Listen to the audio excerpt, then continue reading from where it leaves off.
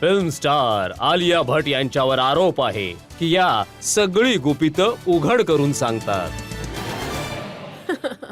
आलिया, तुमचे इंटरव्ह्यूज मी वाचत होतो आणि तुम्ही म्हणालात की आई तुम्हाला लेट नाईट पार्टीज मध्ये जाऊ देत नाही. हो, जसं सगळ्याच आया आता नाही म्हणजे मी थोडीशी यंग होते. म्हणजे मी अजूनही यंगच आहे, पण अजून जास्त यंग होते. त्यांना नाही आवडायचं की मी पार्टी करायला बाहेर जायचे and she used to get worried about me की घरी बाहेर इतक्या लेट नाही राहायला पाहिजे आणि ती ऑब्व्हियसली साहजिक गोष्ट आहे. I am a young girl आणि त्यांची इच्छा होती की मी डिसिप्लिन्ड राहू, एकदम नीट लवकर झोपून जावं आणि पार्टी-वार्टी नाही करायची. आणि हे सुद्धा तुम्ही लिहिलंय की पापा महेश भट प्रत्येक मुलावर नजर ठेवायचे, मुलावर नजर? जे तुम्हाला भेटायला यायचे त्यांच्यावर. हो. पण नजर नाही ठेवायचे थोडेसे म्हणजे असं असं होऊन जायचे. ते आज पण होतात. ते नाही बदलणार. आय थिंक वडील वडीलच राहतील at the end of the day.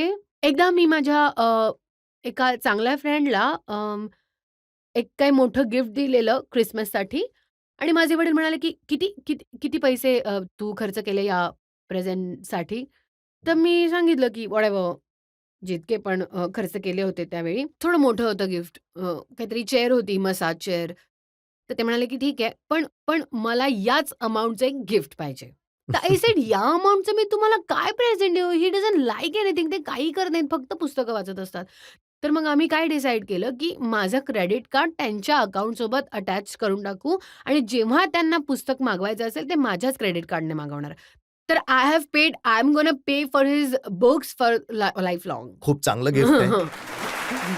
पण हे कॉम्पिटिशन केल्याने झालंय. कारण त्यांना आवडलं नव्हतं, की त्यांना माझ्यापेक्षा म्हणजे जास्त खर्चाचं प्रेझेंट दुसऱ्याला कसं मिळू शकतं? I am your father, I should get the most important present. तर जेव्हा फादर इतकी नजर ठेवतात, आई पार्टीमध्ये जाऊ देत नाही, तर तुमचे सगळे सिक्रेट कसे आउट होऊन जातात? रोज छापलं जातं, याच्याशी मैत्री, त्याच्याशी मैत्री, याच्याबरोबर relation.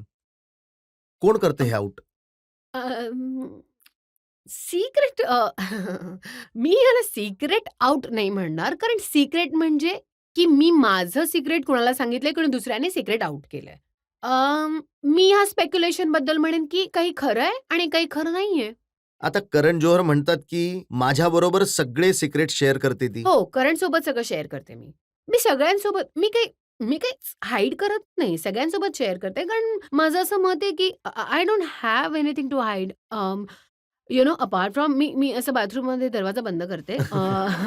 Other than that I don't have anything hide. मी खुली किताब आहे. बस पर्सनल लाईफला घेऊन मला बोलायला नाही आवडत. आणि छापलं जातं कधी वरुण धवनच्या बाबतीत, कधी सिद्धार्थ मल्होत्राच्या बाबतीत. मॅगझिन्समध्ये, वर्तमानपत्रात, सोशल तर मीडियावर. माझं असं म्हणणं आहे, की जर ती न्यूज सत्य नाहीये, तर मला ऑब्व्हियसली काहीच इफेक्ट नको व्हायला. मग मी टोटली कूल असायला हवं. आणि जर सत्य आहे, तर ऑब्व्हियसली मला इफेक्ट नाही व्हायला पाहिजे, कारण सत्य आहे तर. मग काय बोलणार? पण आम्हाला कसं कळणार ना, की काय खरं आहे आणि काय तीच तर नाहीये? गोष्ट आहे. अं, मला कधीच समोरून एक्सेप्ट नसतं करायचं.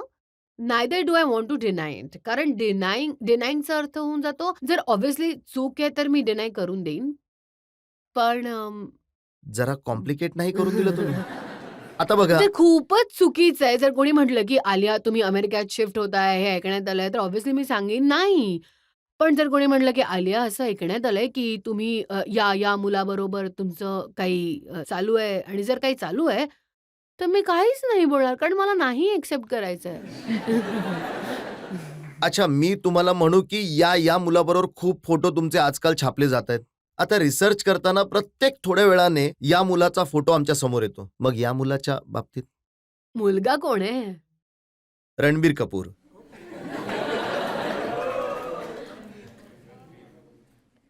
जसं की मी म्हटलं, मी काहीच एक्सेप्ट किंवा डिनाय करू इच्छित नाही.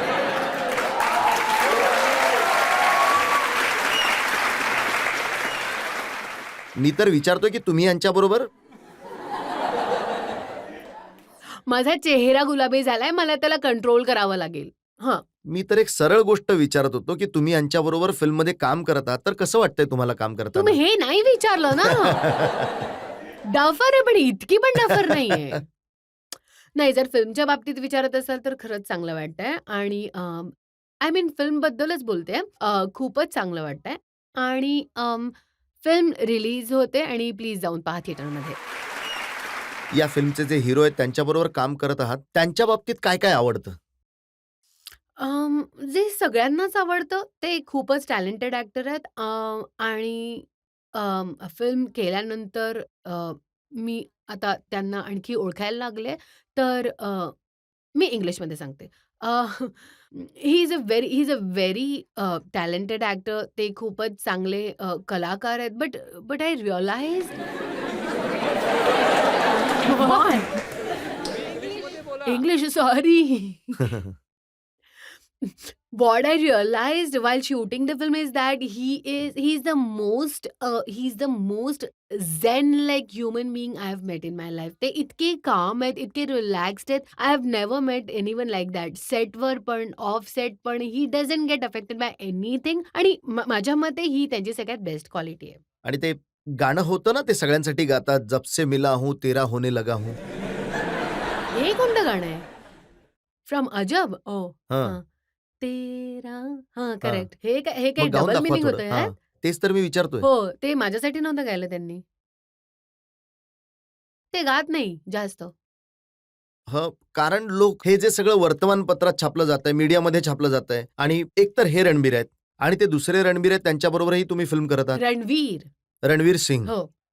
त्यांच्याबरोबर काहीच छापलं गेलं नाहीये माझं.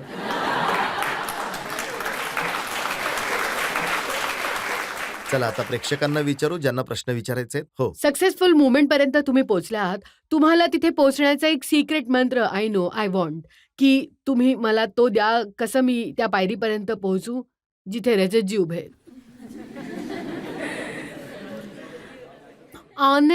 ऑनेस्टली हे क्लिशेड आन्सर नाहीये. पण मला नाही काही सिक्रेट मंत्र माहीत नाहीये आणि मी पण हे म्हणत नाही, की मी एकदम सक्सेसफुल पायरीवर पोहोचले. माझं असं मत आहे, की अजूनही मी सुरुवात केली आहे. ऑब्व्हियसली हार्ड वर्क खूप इम्पोर्टंट आहे. काही सिक्रेट मंत्र नाहीये. पण जर तुमच्या डोळ्यात, तुमच्या मनात तुम्ही एखादं स्वप्न पाहिलंय, तर ते पूर्ण होणारच. तुम्ही फक्त ते पाहत राहा. ते पूर्ण होऊन जाईल. Thank you so much. You're really adorable, Alia. Thank you.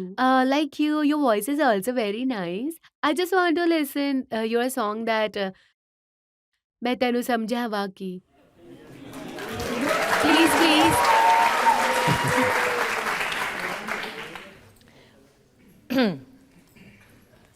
मैं तेनू समझावा कि ना तेरे बिना लगदा जी तू की जाने प्यार मेरा मैं करा इंतजार हार तेरा तू दिल तू यूं जान मेरी